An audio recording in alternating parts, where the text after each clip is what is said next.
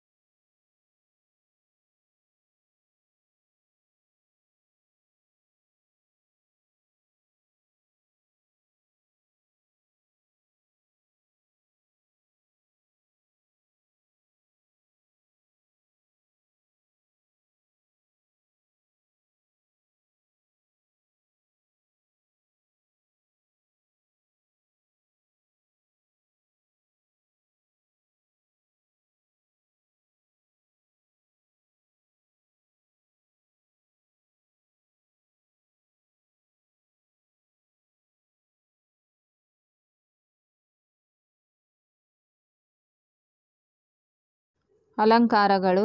ಅಲಂಕಾರಿಕ ವಾಕ್ಯಗಳು ಅಲಂಕಾರದ ಹೆಸರು. 1ನೇದು, ನೀಚರಿಗೆ ಮಾಡಿದ ಉಪಕಾರವು ಹಾವಿಗೆ ಹಾಲೆರದಂತೆ. 2ನೇದು, ಭೀಮ ದುರ್ಯೋಧನರು ಮದಗಜಗಳಂತೆ ಹೋರಾಡಿದರು. 3ನೇದು, ಮರವೇರಿದ ಮರ್ಕಟನಂತೆ. 4ನೇದು, ಒಳಗಿನ ಮಂದಿ ಗುಂಡು ಹೊಡೆದರೂ ಮುಂಗಾರಿ ಸಿಡಿಲು ಸಿಡಿದ್ದಂಗ. 5ನೇದು, ಸಿಡಿಲು ಸಿಡಿದ್ದಂಗ ಗುಂಡು ಸುರಿದಾವ. 6ನೇದು, ನೊಳವಿಂಗೆ ಕುಪ್ಪೆ ವರ ಮೆಂಬ ಒಲಾಂಬರ ಮುಂಟೆ ನಿನ್ನ ದೊಂದಳವು. 7ನೇದು, ಪೂರ್ವ ದಿಕ್ಕಿನಲ್ಲಿ ಉದಯಿಸಿದ ಸೂರ್ಯನು ಮುತ್ತೈದೆ ಹಣೆಯ ಕುಂಕುಮದಂತೆ ಕಂಡನು. 8ನೇದು, ಬಾನಿನಲ್ಲಿ ಗಾಳಿಪಟಗಳು ಹಕ್ಕಿಗಳಂತೆ ಹಾರಾಡುತ್ತಿದ್ದವು. 9ನೇದು, ರಾಮ ಲಕ್ಷ್ಮಣರು ಅಶ್ವಿನಿ ದೇವತೆಗಳಂತೆ ಶೋಭಿಸುತ್ತಿದ್ದರು. 10ನೇದು, ಗೀಜಗನ ಗೂಡುಗಳು ತೊಟ್ಟಿಲುಗಳಂತೆ ತೂಗಾಡುತ್ತಿದ್ದವು. ಅಲಂಕಾರದ ಹೆಸರು. ಉಪಮಾಲಂಕಾರ. ಅಂತೆ, ಹಾಂಗ, ಓಲ್, ಓಲ್ ಈ ರೀತಿಯ ವಾಚಕಗಳಿರುತ್ತವೆ. 1ನೇದು, ಮಾರಿ ಗೌತಣವಾಯಿತು ನಾಳಿನ ಭಾರತವು. 2ನೇದು, ಪ್ರೀತಿಯ ಹಣತೆಯ ಹಚ್ಚೋಣ. 3ನೇದು, ಸೀತೆಯ ಮುಖ ಕಮಲ ಅರಳಿತು. 4ನೇದು, ಅಳ್ಳಿರಿಯುತಿಪ್ಪ ಯಮ್ಮ ಒಡಲ ಬೇಗೆಯ ಬೆಂಕಿಯುರಿ ನಿನ್ನರಿಯದೆ ಪೇಳು ವಿಶ್ವಾಮಿತ್ರ. ರೂಪಕಾಲಂಕಾರ. 1ನೇದು, ಮಾತು ಬಲ್ಲವನಿಗೆ ಜಗಳವಿಲ್ಲ, ಊಟ ಬಲ್ಲವನಿಗೆ ರೋಗವಿಲ್ಲ. 2ನೇದು, ಉಪ್ಪಿಗಿಂತ ರುಚಿಯಿಲ್ಲ, ತಾಯಿಗಿಂತ ಬಂಧುವಿಲ್ಲ. ದೃಷ್ಟಾಂತಾಲಂಕಾರ ನೆನಪಿಡಿ ಅರ್ಧವಿರಾಮ ಚಿಹ್ನೆ ಗಾದೆ ಮಾತು. ಮೊದಲನೇದು ಅಚ್ಚೋದ ಸರೋವರವು ತ್ರೈಲೋಕ್ಯ ಲಕ್ಷ್ಮಿಯು ತನ್ನ ಸೌಂದರ್ಯವನ್ನು ನೋಡಲು ಮಾಡಿಟ್ಟ ರನ್ನಗನ್ನಡಿಯೋ ಎಂಬಂತೆ ಶೋಭಿಸುತ್ತಿತ್ತು.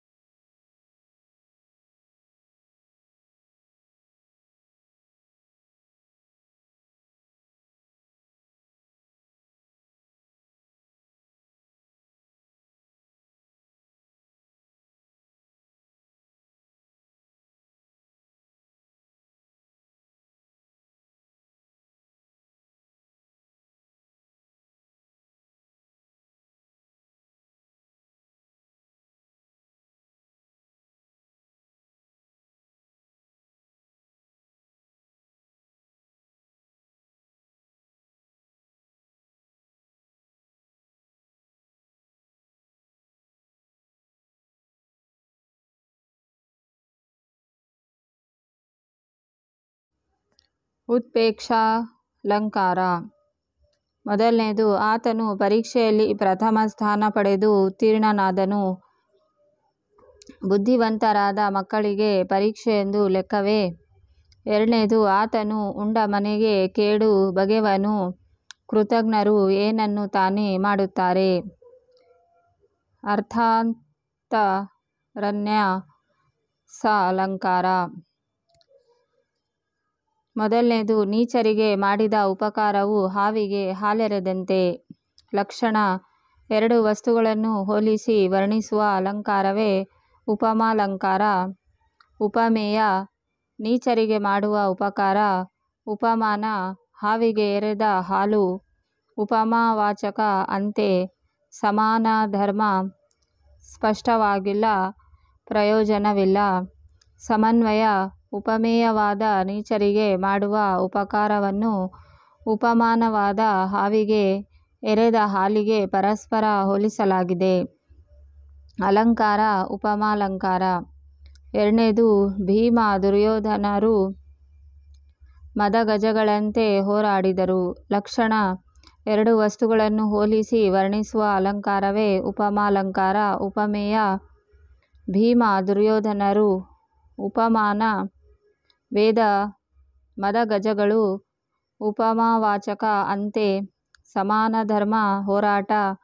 ಸಮನ್ವಯ ಉಪಮೇಯವಾದ ಭೀಮ ದುರ್ಯೋಧನರನ್ನು ಉಪಮಾನವಾದ ಮದಗಜಗಳಿಗೆ ಪರಸ್ಪರ ಹೋಲಿಸಲಾಗಿದೆ. ಅಲಂಕಾರ ಉಪಮಾಲಂಕಾರ.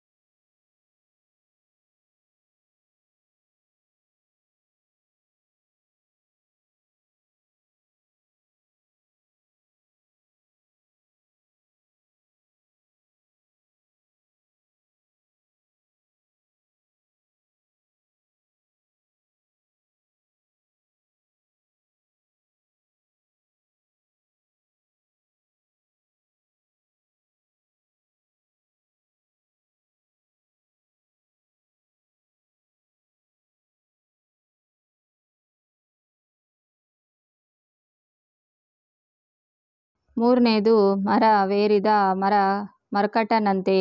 ಲಕ್ಷಣ: ಎರಡು ವಸ್ತುಗಳನ್ನು ಹೋಲಿಸಿ ವರ್ಣಿಸುವ ಅಲಂಕಾರವೇ ಉಪಮಾಲಂಕಾರ. ಉಪಮೇಯ: ಮನಸ್ಸು ಲುಪ್ತವಾಗಿದೆ. ಉಪಮಾನ: ಮರವೇರಿದ ಮರ್ಕಟ. ಉಪಮಾವಾಚಕ: ಅಂತೆ, ಸಮಾನಧರ್ಮ, ಚಂಚಲತೆ. ಸಮನ್ವಯ: ಉಪಮೇಯವಾದ ಲುಪ್ತವಾಗಿರುವುದರಿಂದ ಇದನ್ನು ಲುಪ್ತೋಪಮಾಲಂಕಾರ ಎನ್ನುತ್ತೇವೆ. ಅಲಂಕಾರ: ಉಪಮಾಲಂಕಾರ. ನಾಲ್ಕನೇದು ಒಳಗಿನ ಮಂದಿ ಗುಂಡು ಹೊಡೆದರೋ ಮುಂಗಾರಿ ಸಿಡಿಲು ಸಿಡಿದಂಗ. ಲಕ್ಷಣ: ಎರಡು ವಸ್ತುಗಳನ್ನು ಹೋಲಿಸಿ ವರ್ಣಿಸುವ ಅಲಂಕಾರವೇ ಉಪಮಾಲಂಕಾರ. ಉಪಮೇಯ: ಒಳಗಿನ ಮಂದಿ ಗುಂಡು ಹೊಡೆಯುವುದು. ಉಪಮಾನ: ಮುಂಗಾರಿನ ಸಿಡಿಲು ಸಿಡಿಯುವುದು. ಉಪಮಾವಾಚಕ: ಹಾಂಗ. ಸಮಾನಧರ್ಮ ಸುರಿಯುವುದು. ಸಮನ್ವಯ: ಉಪಮೇಯವಾದ ಒಳಗಿನ ಮಂದಿ ಗುಂಡು ಹೊಡೆಯುವುದನ್ನು ಉಪಮಾನವಾದ ಮುಂಗಾರು ಸಿಡಿಲು ಸಿಡಿಯುವುದಕ್ಕೆ ಪರಸ್ಪರ ಹೋಲಿಸಲಾಗಿದೆ. ಅಲಂಕಾರ: ಉಪಮಾಲಂಕಾರ.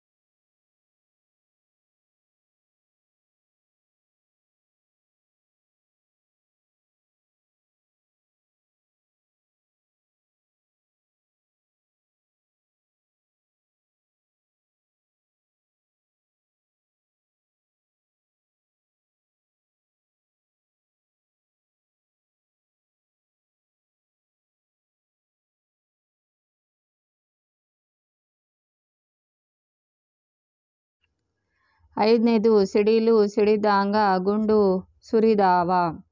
ಲಕ್ಷಣ: ಎರಡು ವಸ್ತುಗಳನ್ನು ಹೋಲಿಸಿ ವರ್ಣಿಸುವ ಅಲಂಕಾರವೇ ಉಪಮಾಲಂಕಾರ. ಉಪಮೇಯ: ಗುಂಡು ಸುರಿಯುವುದು. ಉಪಮಾನ: ಸಿಡಿಲು ಸಿಡಿಯುವುದು. ಉಪಮಾವಾಚಕ: ಹಾಂಗ. ಸಮಾನಧರ್ಮ ಸುರಿಯುವುದು. ಸಮನ್ವಯ: ಉಪಮೇಯವಾದ ಗುಂಡು ಸುರಿಯುವುದನ್ನು ಉಪಮಾನವಾದ ಸಿಡಿಲು ಸಿಡಿಯುವುದಕ್ಕೆ ಪರಸ್ಪರ ಹೋಲಿಸಲಾಗಿದೆ. ಅಲಂಕಾರ: ಉಪಮಾಲಂಕಾರ. ಆರನೇದು ನೊಳ ವಿಂಗೆ ಕುಪ್ಪೆ ವರ ಮೆಂಬ ಓಲಾಂಬರ ಮುಂಟೆ ನಿನ್ನ ದೊಂದಳವು.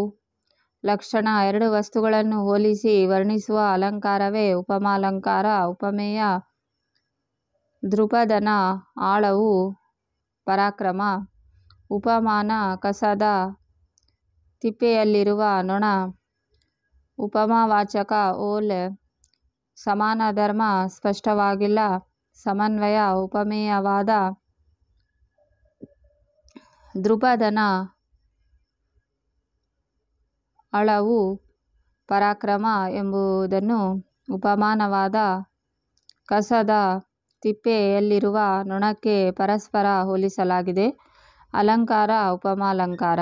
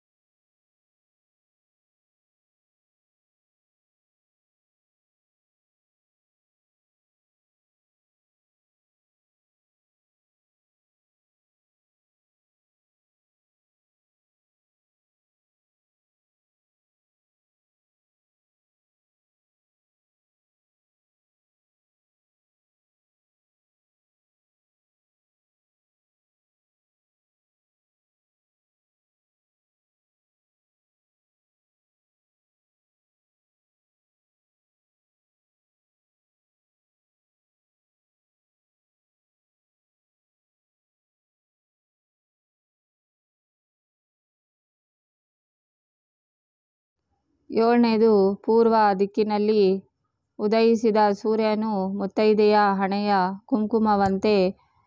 ಕುಂಕುಮದಂತೆ ಕಂಡನು. ಲಕ್ಷಣ: ಎರಡು ವಸ್ತುಗಳನ್ನು ಹೋಲಿಸಿ ವರ್ಣಿಸುವ ಅಲಂಕಾರವೇ ಉಪಮಾಲಂಕಾರ. ಉಪಮೇಯ ಪೂರ್ವ ದಿಕ್ಕಿನಲ್ಲಿ ಉದಯಿಸಿದ ಸೂರ್ಯ. ಉಪಮಾನ ಮುತ್ತೈದೆಯ ಹಣೆಯ ಕುಂಕುಮ. ಉಪಮಾವಾಚಕ ಅಂತೆ ಸಮಾನಧರ್ಮ ಕಾಣುವುದು. ಸಮನ್ವಯ ಉಪಮೇಯವಾದ ಪೂರ್ವ ದಿಕ್ಕಿನಲ್ಲಿ ಉದಯಿಸಿದ ಸೂರ್ಯನನ್ನು ಉಪಮಾನವಾದ ಮುತ್ತೈದೆಯ ಹಣೆಯ ಕುಂಕುಮಕ್ಕೆ ಪರಸ್ಪರ ಹೋಲಿಸಲಾಗಿದೆ. ಅಲಂಕಾರ ಉಪಮಾಲಂಕಾರ. ಎಂಟನೇದು ಬಾನಿನಲ್ಲಿ ಗಾಳಿಪಟಗಳು ಹಕ್ಕಿಗಳಂತೆ ಹಾರಾಡುತ್ತಿದ್ದವು. ಲಕ್ಷಣ: ಎರಡು ವಸ್ತುಗಳನ್ನು ಹೋಲಿಸಿ ವರ್ಣಿಸುವ ಅಲಂಕಾರವೇ ಉಪಮಾಲಂಕಾರ. ಉಪಮೇಯ ಬಾನಿನಲ್ಲಿ ಗಾಳಿಪಟಗಳು. ಉಪಮಾನ ಹಕ್ಕಿಗಳು. ಉಪಮಾವಾಚಕ ಅಂತೆ ಸಮಾನಧರ್ಮ ಹಾರಾಡುವುದು. ಸಮನ್ವಯ ಉಪಮೇಯವಾದ ಬಾನಿನಲ್ಲಿ ಗಾಳಿಪಟಗಳನ್ನು ಉಪಮಾನವಾದ ಹಕ್ಕಿಗಳಿಗೆ ಪರಸ್ಪರ ಹೋಲಿಸಲಾಗಿದೆ. ಅಲಂಕಾರ ಉಪಮಾಲಂಕಾರ. ಒಂಬತ್ತನೇದು ರಾಮ ಲಕ್ಷ್ಮಣರು ಅಶ್ವಿನಿ ದೇವತೆಗಳಂತೆ ಶೋಭಿಸುತ್ತಿದ್ದರು. ಲಕ್ಷಣ: ಎರಡು ವಸ್ತುಗಳನ್ನು ಹೋಲಿಸಿ ವರ್ಣಿಸುವ ಅಲಂಕಾರವೇ ಉಪಮಾಲಂಕಾರ. ಉಪಮೇಯ ರಾಮ ಲಕ್ಷ್ಮಣರು. ಉಪಮಾನ ಅಶ್ವಿನಿ ದೇವತೆಗಳು. ಉಪಮಾವಾಚಕ ಅಂತೆ ಸಮಾನಧರ್ಮ ಶೋಭಿಸುವುದು. ಸಮನ್ವಯ ಉಪಮೇಯವಾದ ರಾಮ ಲಕ್ಷ್ಮಣರು ಉಪಮಾನವಾದ ಅಶ್ವಿನಿ ದೇವತೆಗಳಿಗೆ ಪರಸ್ಪರ ಹೋಲಿಸಲಾಗಿದೆ. ಹತ್ತನೇದು ಗೀಜಗನ ಗೂಡುಗಳು ತೊಟ್ಟಿಲುಗಳಂತೆ ತೂಗಾಡುತ್ತಿದ್ದವು. ಲಕ್ಷಣ: ಎರಡು ವಸ್ತುಗಳನ್ನು ಹೋಲಿಸಿ ವರ್ಣಿಸುವ ಅಲಂಕಾರವೇ ಉಪಮಾಲಂಕಾರ. ಉಪಮೇಯ ಗೀಜಗನ ಗೂಡುಗಳು. ಉಪಮಾನ ತೊಟ್ಟಿಲು. ಉಪಮಾವಾಚಕ ಅಂತೆ ಸಮಾನಧರ್ಮ ತೂಗಾಡುವುದು. ಸಮನ್ವಯ ಉಪಮೇಯವಾದ ಗೀಜಗನ ಗೂಡುಗಳನ್ನು ಉಪಮಾನವಾದ ತೊಟ್ಟಿಲಿಗೆ ಪರಸ್ಪರ ಹೋಲಿಸಲಾಗಿದೆ. ಅಲಂಕಾರ ಉಪಮಾಲಂಕಾರ.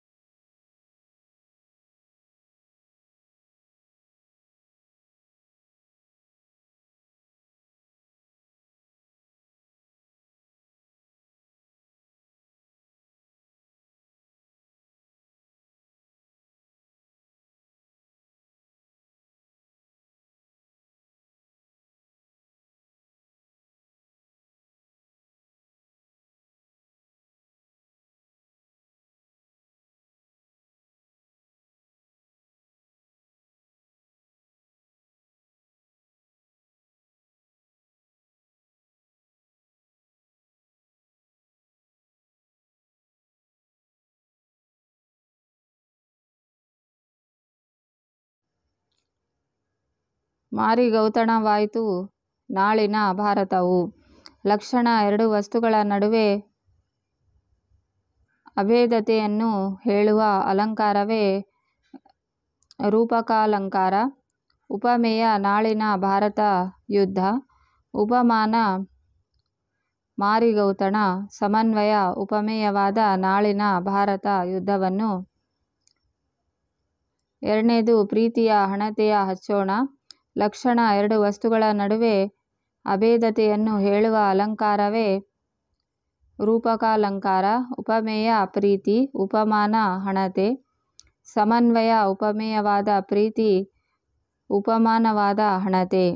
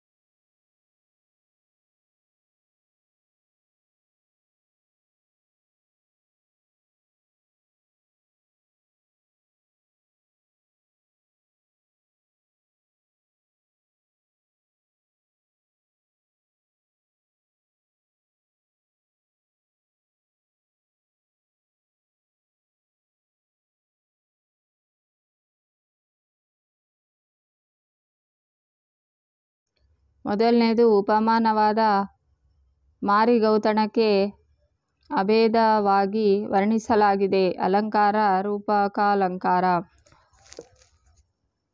ಎರಡನೇದು ಎರಡನ್ನೂ ಅಭೇದವಾಗಿ ವರ್ಣಿಸಲಾಗಿದೆ. ಅಲಂಕಾರ ರೂಪಕಾಲಂಕಾರ.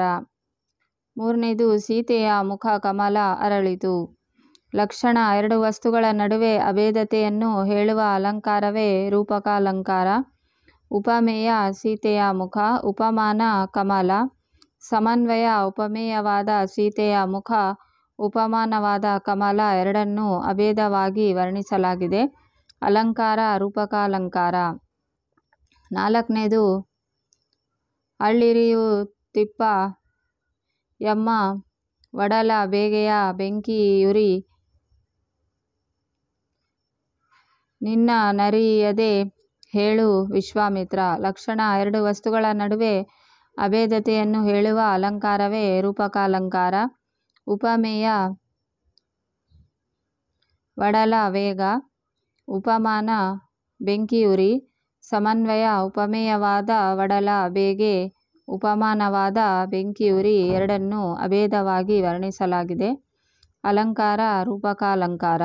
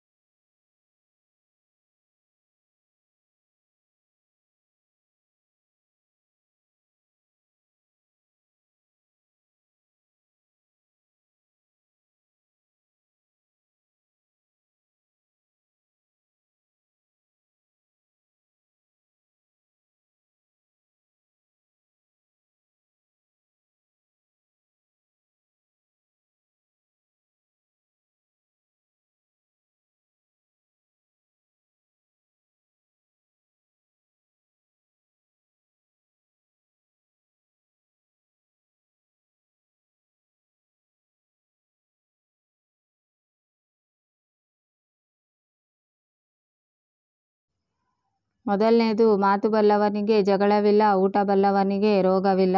ಲಕ್ಷಣ: ಎರಡು ಬೇರೆ ಬೇರೆ ವಾಕ್ಯಗಳು ಅರ್ಥ ಸಾಧ್ಯದಿಂದ ಬಿಂಬ ಪ್ರತಿಬಿಂಬದ ಭಾವ ತೋರಿದರೆ ಅದು ದೃಷ್ಟಾಂತಾಲಂಕಾರ. ಉಪಮೇಯ: ಮಾತು ಬಲ್ಲವನಿಗೆ ಜಗಳವಿಲ್ಲ, ಉಪಮಾನ: ಊಟ ಬಲ್ಲವನಿಗೆ ರೋಗವಿಲ್ಲ. ಸಮನ್ವಯ: ಉಪಮೇಯವಾದ ಮಾತು ಬಲ್ಲವನಿಗೆ ಜಗಳವಿಲ್ಲ ಮತ್ತು ಉಪಮಾನವಾದ ಊಟ ಬಲ್ಲವನಿಗೆ ರೋಗವಿಲ್ಲ ಎಂಬ ಎರಡು ವಾಕ್ಯಗಳು ಅರ್ಥ ಸಾದೃಶ್ಯದಿಂದ ಬಿಂಬ ಪ್ರತಿಬಿಂಬದ ಭಾವ ತೋರುತ್ತಿವೆ. ಅಲಂಕಾರ: ದೃಷ್ಟಾಂತಾಲಂಕಾರ. ಮೊದಲನೇದು ಅಚ್ಚೋದ ಸರೋವರವು ತ್ರೈಲೋಕ್ಯ ಲಕ್ಷ್ಮಿಯು ತನ್ನ ಸೌಂದರ್ಯವನ್ನು ನೋಡಲು ಮಾಡಿಟ್ಟ ರನ್ನಗನ್ನಡಿಯೋ ಎಂಬಂತೆ ಶೋಭಿಸುತ್ತಿತ್ತು. ಲಕ್ಷಣ: ಉಪಮೇಯವಾದ ವಸ್ತು ಅಥವಾ ಸನ್ನಿವೇಶವನ್ನು ಉಪಮಾನದ ವಸ್ತು ಅಥವಾ ಸನ್ನಿವೇಶವಾಗಿ ಕಲ್ಪಿಸಿ ಹೇಳುವುದೇ ಉತ್ಪ್ರೇಕ್ಷಾಲಂಕಾರ. ಉಪಮೇಯ: ಅಚ್ಚೋದ ಸರೋವರ. ಉಪಮಾನ: ರನ್ನಗನ್ನಡಿ. ಸಮನ್ವಯ: ಉಪಮೇಯವಾದ ಅಚ್ಚೋರ ಸರೋವರವನ್ನು ಉಪಮಾನವಾದ ರನ್ನಗನ್ನಡಿ ಎಂಬುದಾಗಿ ಕಲ್ಪಿಸಲಾಗಿದೆ. ಅಲಂಕಾರ: ಉತ್ಪ್ರೇಕ್ಷಾಲಂಕಾರ.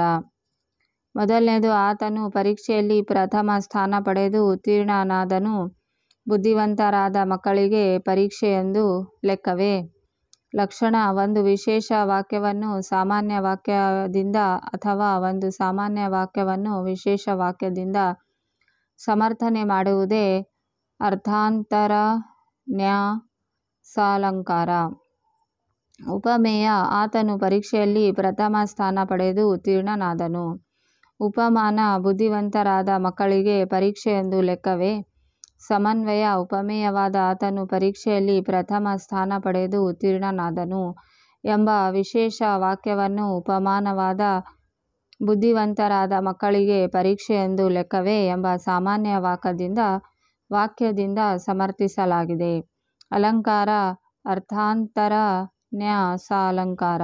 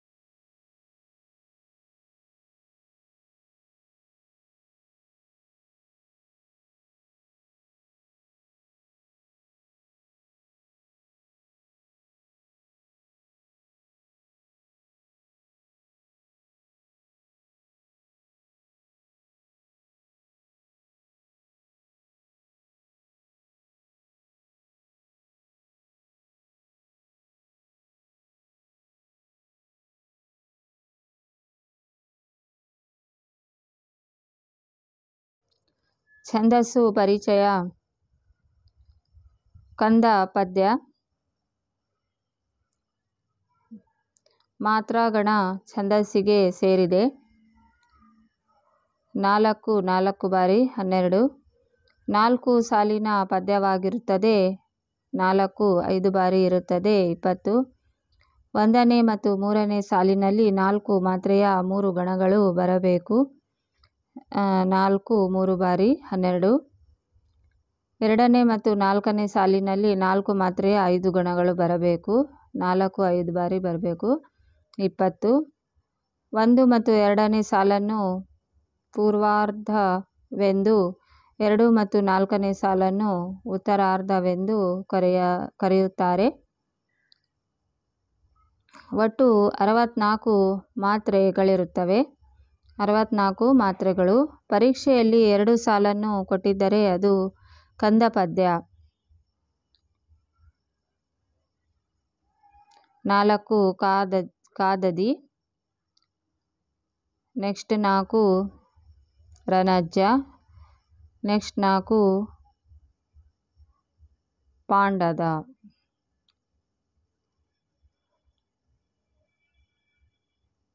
ಹುಟ್ಟಿದ, ನೂರ್ವರು, ಮೆನ್ನೋಟ, ರಾದರ್, ಮೇಣಂ, ವಿನೋಂದೆ, ಸಮರದೋ, ಳಾಮ್ಮೆ. ಹುಟ್ಟದ, ನೂರ್ವರು,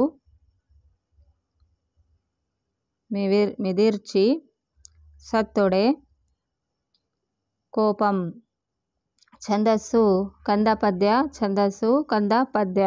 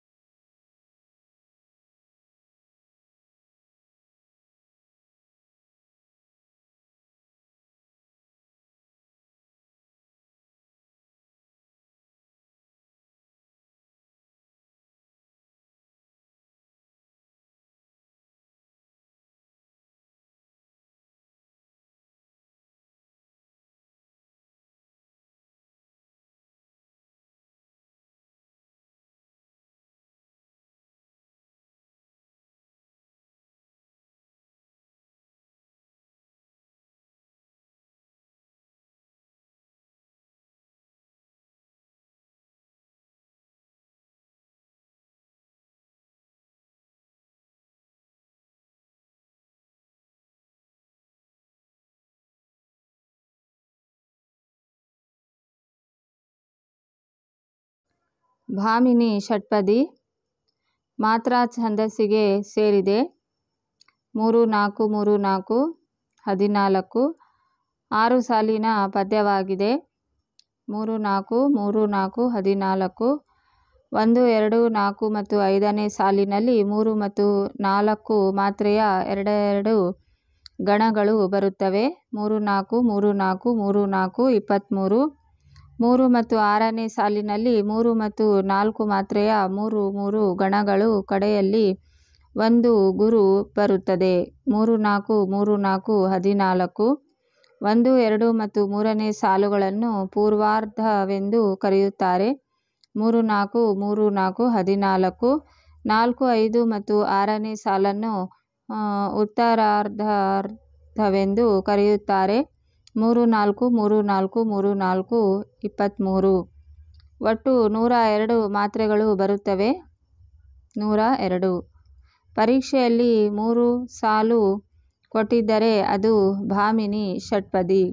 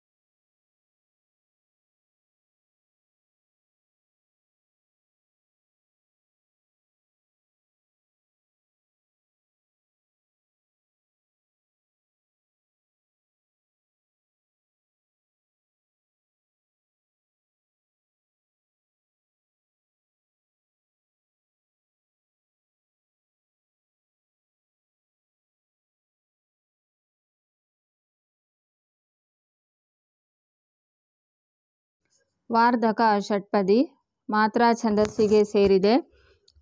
5 4 ಬಾರಿ 20. 6 ಸಾಲಿನ ಪದ್ಯವಾಗಿದೆ. 5 4 ಬಾರಿ 20. 1 2 4 ಮತ್ತು 5ನೇ ಸಾಲಿನಲ್ಲಿ 5 ಮಾತ್ರೆಯ 4 ಗಣಗಳು ಬರುತ್ತವೆ. 5 6 ಬಾರಿ 32. 3 ಮತ್ತು 6ನೇ ಸಾಲಿನಲ್ಲಿ 5 ಮಾತ್ರೆಯ 6 ಗಣಗಳು ಕಡೆಯಲ್ಲಿ ಒಂದು ಗುರು ಬರುತ್ತದೆ. 5 4 ಬಾರಿ 20. 1 2 ಮತ್ತು 3ನೇ ಸಾಲುಗಳನ್ನು ಪೂರ್ವಾರ್ಧವೆಂದು ಕರೆಯುತ್ತಾರೆ. 5 4 ಬಾರಿ 20. 4 5 ಮತ್ತು 6ನೇ ಸಾಲನ್ನು ಉತ್ತರಾರ್ಧವೆಂದು ಕರೆಯುತ್ತಾರೆ. 5 6 ಬಾರಿ 32. ಒಟ್ಟು 144 ಮಾತ್ರೆಗಳು ಬರುತ್ತವೆ. 144. ಪರೀಕ್ಷೆಯಲ್ಲಿ 3 ಸಾಲು ಕೊಟ್ಟಿದ್ದರೆ ಅದು ವಾರ್ಧಕ ಷಟ್ಪದಿ.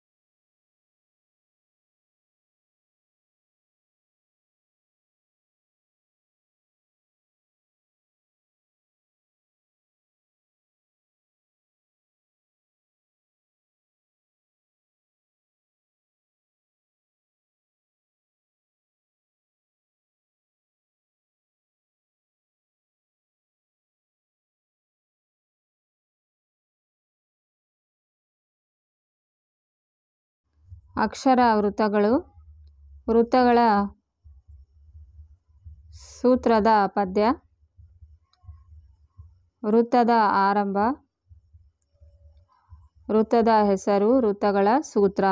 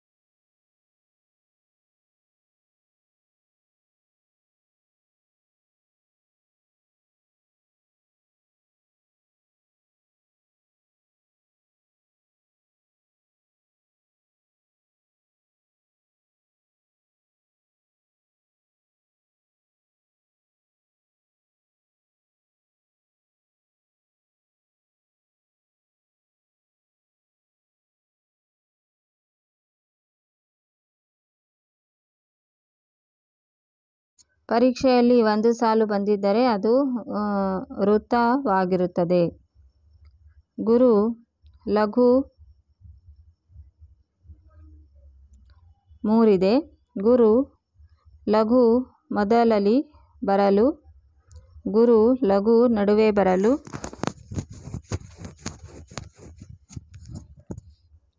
ಮಗಣ, ನಗಣ, ನ ಗಣ, ಭಗಣ, ಯಗಣ, ಭ ಯ ಗಣ, ಜಗಣ, ರಗಣ, ಜ ರ ಗಣ, ಸಗಣ, ತಗಣ, ಸ ತ ಗಣ. ಸೂಚನೆ: ವೃತ್ತಗಳನ್ನು ಒಂದು ಸಾಲಿನಲ್ಲಿ ಪರೀಕ್ಷೆಯಲ್ಲಿ ಕೇಳಿರುತ್ತಾರೆ. ಮೊದಲು ಆ ಸಾಲಿಗೆ ಲಘು ಗುರು ಹಾಕಿ ನಂತರ 3 ಅಕ್ಷರಗಳಿಗೆ ಗಣ ವಿಭಜಿಸಿ ವೃತ್ತದ ಆರಂಭವನ್ನು ಗಮನಿಸಿ ವೃತ್ತದ ಹೆಸರನ್ನು ಬರೆಯಿರಿ.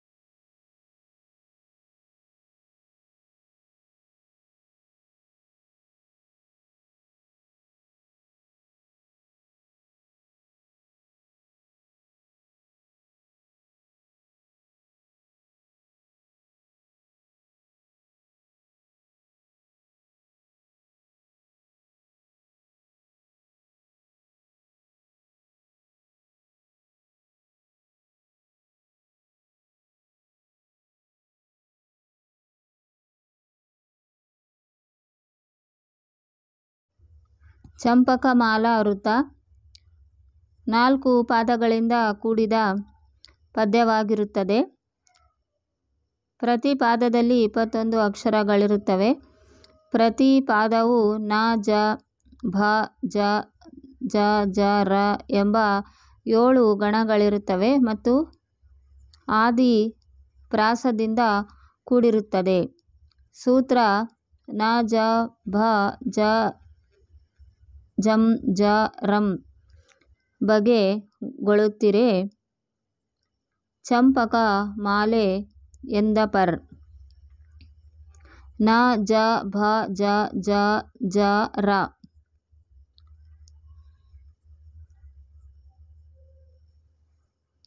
ಅಭ್ಯಾಸಕ್ಕಾಗಿ ಉದಾಹರಣೆಗಳು.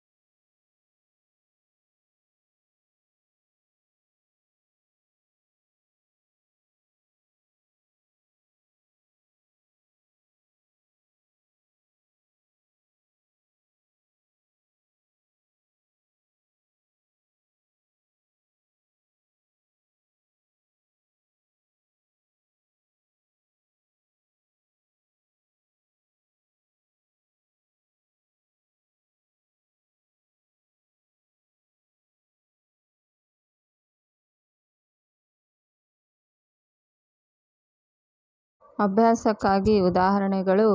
ಒಡವೆಯ ನರ್ತಿ ಗಿತ್ತೆನ ವನಿತಾಳಮಂ ಗುರುವಿತ್ತೆನೀಗಳಂ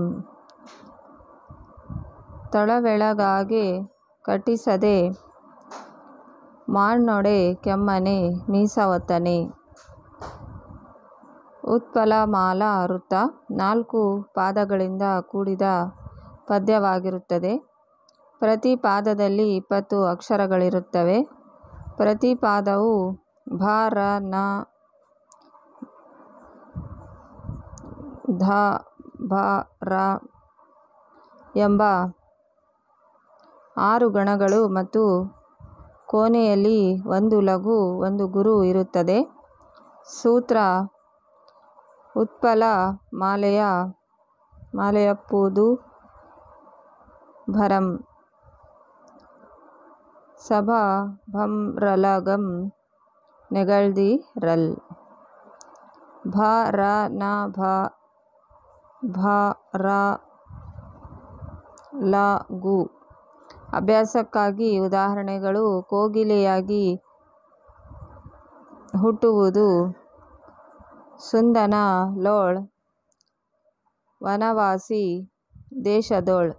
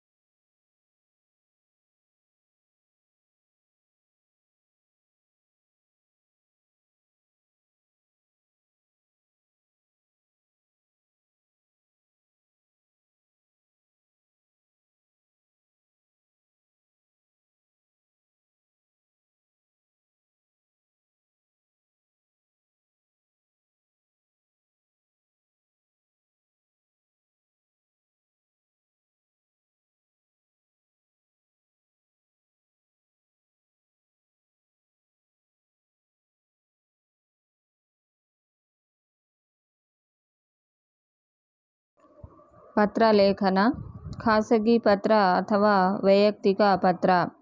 ತಂದೆ ತಾಯಿ, ಅಜ್ಜ ಅಜ್ಜಿ, ಅಣ್ಣ ತಮ್ಮ, ಅಕ್ಕ ತಂಗಿ, ಚಿಕ್ಕಪ್ಪ ಚಿಕ್ಕಮ್ಮ, ದೊಡ್ಡಪ್ಪ ದೊಡ್ಡಮ್ಮ, ಸ್ನೇಹಿತರು ಮೊದಲಾದವರಿಗೆ ಬರೆಯುವ ಪತ್ರಗಳೇ ಖಾಸಗಿ ಪತ್ರಗಳು. ಆರಂಭದ ಸಂಬೋಧನಾ ಪದ. ತಂದೆಗೆ ಪತ್ರ ಬರೆಯುವಾಗ ತೀರ್ಥರೂಪ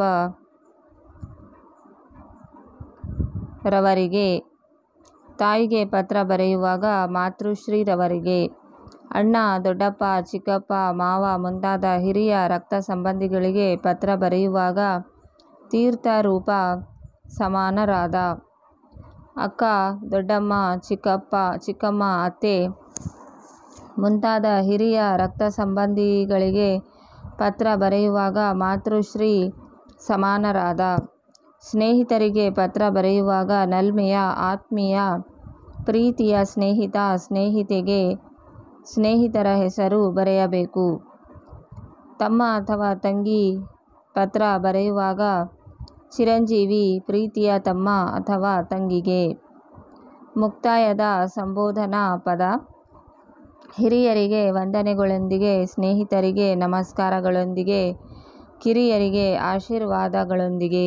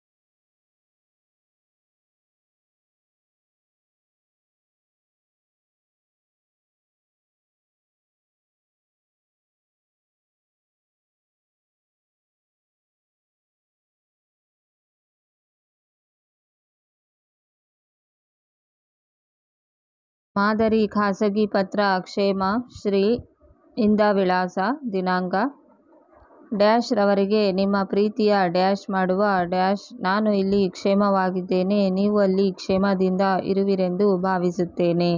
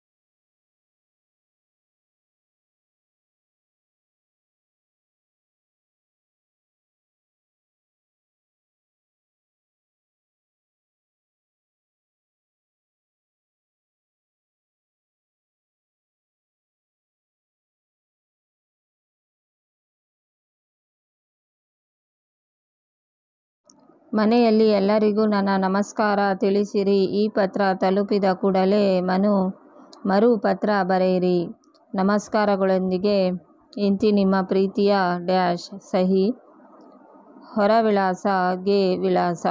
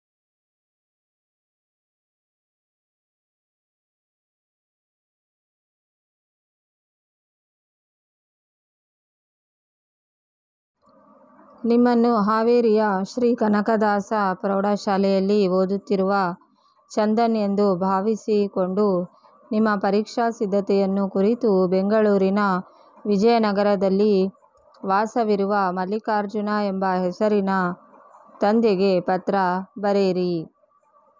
ಕ್ಷೇಮ ಶ್ರೀ ಇಂದ ವಿಳಾಸ ಚಂದನ್ 10ನೇ ತರಗತಿ ಶ್ರೀ ಕನಕದಾಸ ಪ್ರೌಢಶಾಲೆ ಹಾವೇರಿ ದಿನಾಂಕ 16/11/2024 ಅಥವಾ 25 ತೀರ್ಥರೂಪರವರಿಗೆ ನಿಮ್ಮ ಪ್ರೀತಿಯ ಮಗನು ಮಾಡುವ ನಮಸ್ಕಾರಗಳು.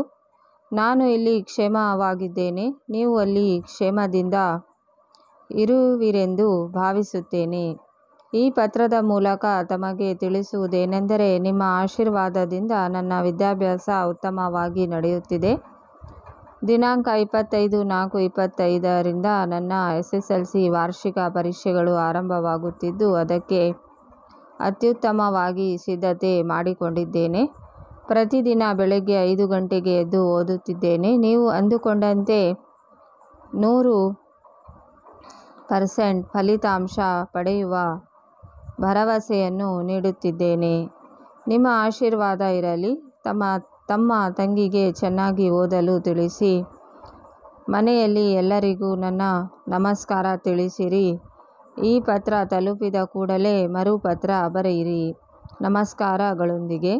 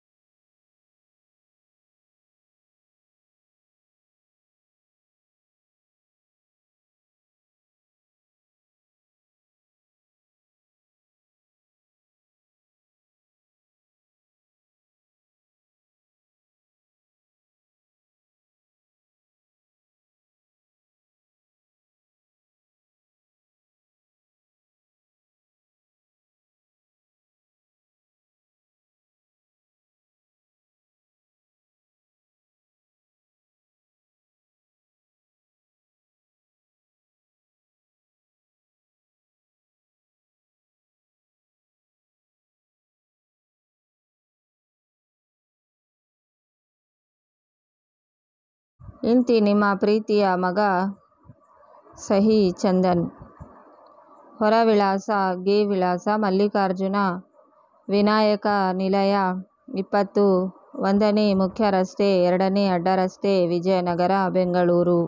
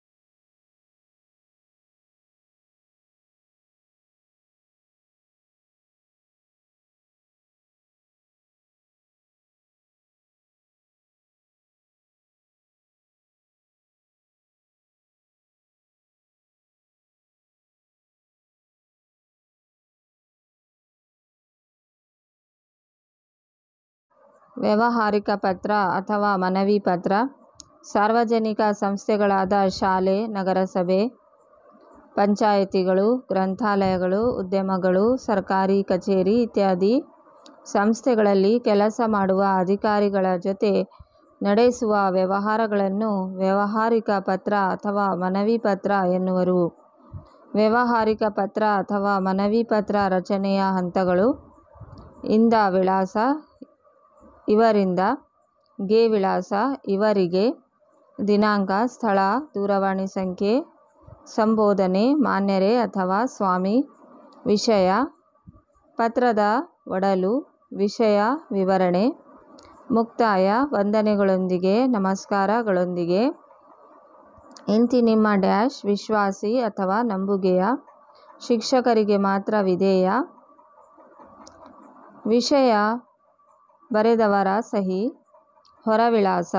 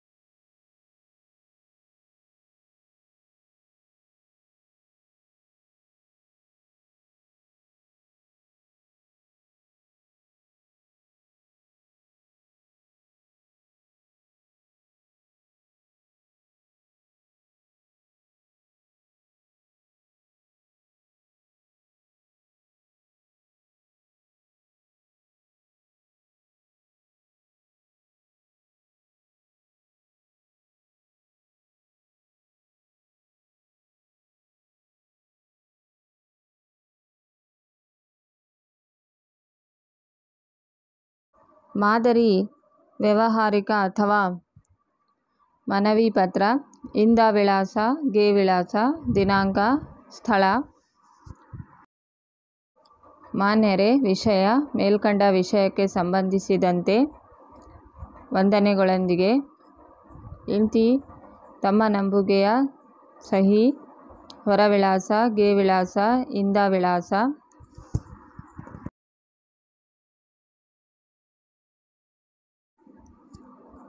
ನಿಮ್ಮನ್ನು ವಿಜಯಪುರದ ಕೋಟೆ ಬೀದಿಯ ನಿವಾಸಿ ಸಂಗಮೇಶ ಎಂದು ಭಾವಿಸಿಕೊಂಡು ನಿಮ್ಮ ಬೀದಿಗೆ ಕುಡಿಯುವ ನೀರಿನ ವ್ಯವಸ್ಥೆ ಮಾಡಿಸಿಕೊಡುವಂತೆ ಕೋರಿ ಜಿಲ್ಲಾಧಿಕಾರಿಗಳಿಗೆ ಪತ್ರ ಬರೆಯಿರಿ. ದಿನಾಂಕ 16/11/2024, ಸ್ಥಳ ವಿಜಯಪುರ.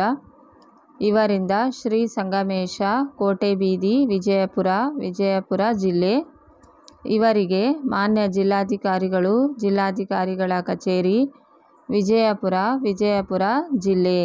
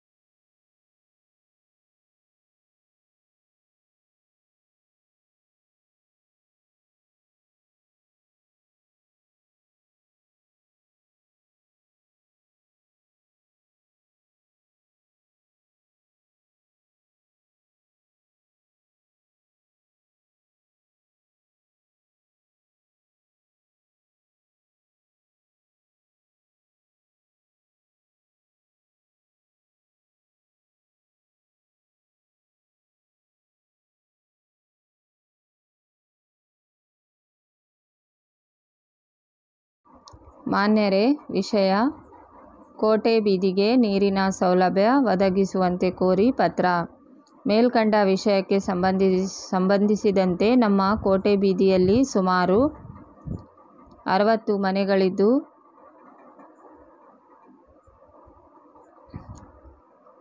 ಕೊಳಾಯಿ ವ್ಯವಸ್ಥೆ ಇಲ್ಲದೆ ಕುಡಿಯುವ ನೀರಿಗೆ ತುಂಬ ತೊಂದರೆಯಾಗಿದೆ.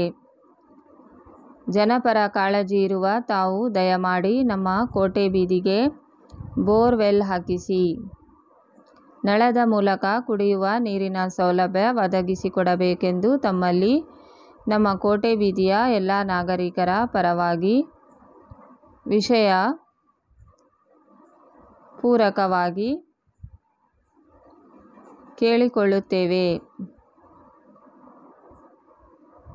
ಕೇಳಿಕೊಳ್ಳುತ್ತೇನೆ. ವಂದನೆಗಳೊಂದಿಗೆ ಇಂತಿ ತಮ್ಮ ನಂಬುಗೆಯ ಸಹಿ ಸಂಗಮೇಶ ಹೊರವಿಳಾಸ. ಇವರಿಗೆ ಮಾನ್ಯ ಜಿಲ್ಲಾಧಿಕಾರಿಗಳು, ಜಿಲ್ಲಾಧಿಕಾರಿಗಳ ಕಚೇರಿ, ವಿಜಯಪುರ ಜಿಲ್ಲೆ. ಇವರಿಂದ ಶ್ರೀ ಸಂಗಮೇಶ, ಕೋಟೆ ಬೀದಿ, ವಿಜಯಪುರ ಜಿಲ್ಲೆ.